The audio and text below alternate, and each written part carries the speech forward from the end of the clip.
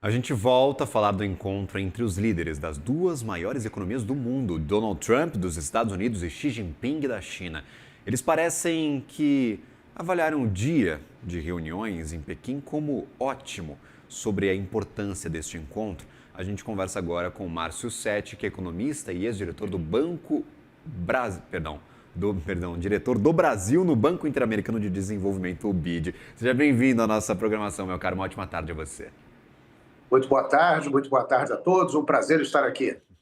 Saímos melhor desta quinta-feira do que estávamos na quarta-feira, talvez, em questão de relacionamento entre as duas maiores economias do mundo que entraram em sérios atritos desde o início do primeiro mandato de Donald Trump, continuou no mandato de Biden e agora parece que a relação piorou muito durante este primeiro ano de Donald Trump em seu segundo mandato. Gostaria de entender como é que você avalia este encontro e as mensagens que foram passadas para o mundo.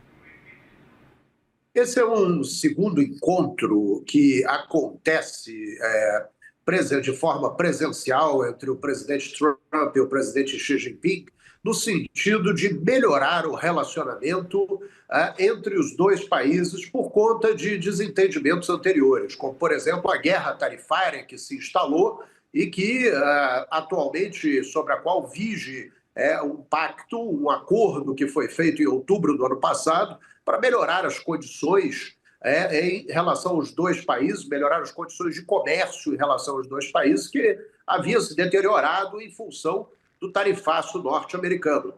Então, essa visita agora inclui aquela sessão de script diplomático, onde há afagos mútuos no sentido de se buscar um melhor entendimento, mas o que está por detrás desses jantares, desses encontros protocolares, é o entendimento de temas tanto militares quanto econômicos. Esses, sim, são os temas que motivam a ida do presidente Trump à China. Perfeito. E, de forma direta, o que nós temos de avanço na relação entre eles, economicamente falando? Porque tivemos estes encontros, o segundo encontro presencial agora acontece, Donald Trump impôs um tarifaço de mais de 100% para a China, viu a tarifa voltar a ser devolvida em mais de 100%. Hoje, a Suprema Corte americana derrubou aquele tarifaço e parece que a conversa ficou um pouco mais fria. Afinal, Donald Trump arrumou uma guerra no meio do caminho, para além da sua guerra comercial. Economicamente falando, temos avanços diretos e palpáveis deste encontro, meu caro?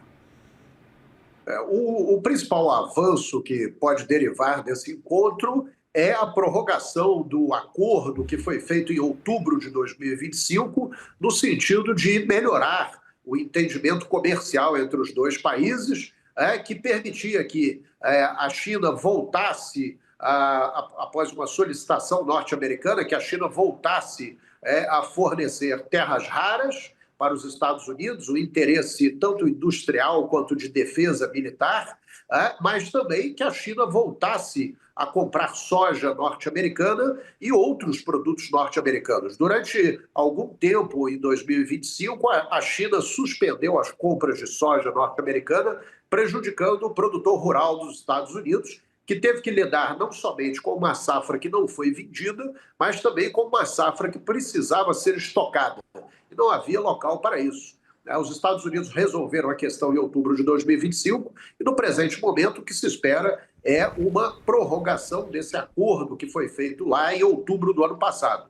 Mas, por outro lado, há outros interesses agora, como a questão referente a petróleo. A China é um grande comprador de petróleo do Oriente Médio e os Estados Unidos, como muito bem lembrado, estão em uma ação militar no Irã nesse momento.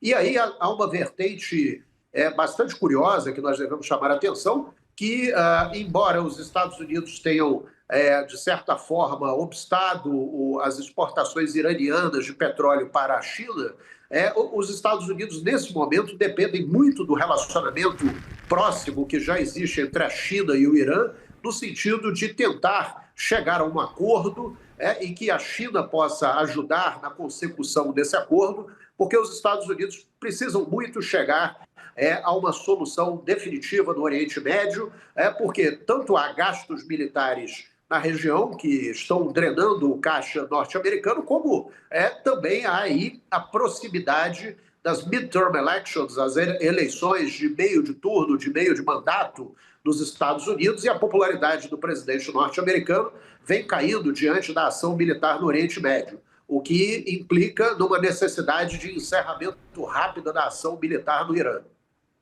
Agora, Márcio, quem acompanhou Donald Trump e está lá na China junto dele é Elon Musk, Jensen Huang, que é presidente da NVIDIA. Antes de embarcar no Air Force One para ir à China, Donald Trump fez um tweet citando vários presidentes de Big Techs americanas e dizendo que ele queria que a China abrisse as portas para os Estados Unidos. O que está por trás dessas pretensões e desses interesses dos empresários norte-americanos de conseguirem vender os seus produtos para a China? Lembramos que NVIDIA, que está lá junto dele, tem restrições duríssimas em relação ao que pode ou não vender de produtos voltados à inteligência artificial para consumidores chineses. Nesse momento, há uma preocupação muito grande por parte dos Estados Unidos em relação ao desenvolvimento da inteligência artificial na China, e os Estados Unidos vêm se preocupando bastante com isso, no sentido de entender melhor o que está sendo desenvolvido lá, e ainda pesam acusações de roubo de tecnologia norte-americana que já teriam acontecido, e esse acordo agora ajudaria no melhor entendimento entre as partes, inclusive para uma presença de empresas norte-americanas na China. Mas a verdade é que a China vem se desenvolvendo a passos largos em termos de produção autônoma de inteligência artificial, e isso vem preocupando os Estados Unidos. E aí entra na conta um outro tipo de preocupação, que é o fornecimento de microchips a partir de Taiwan. E aí temos uma questão militar que também foi tocada na reunião de hoje, no sentido de que os Estados Unidos mantêm o seu posicionamento em relação à China, a China mantém o seu posicionamento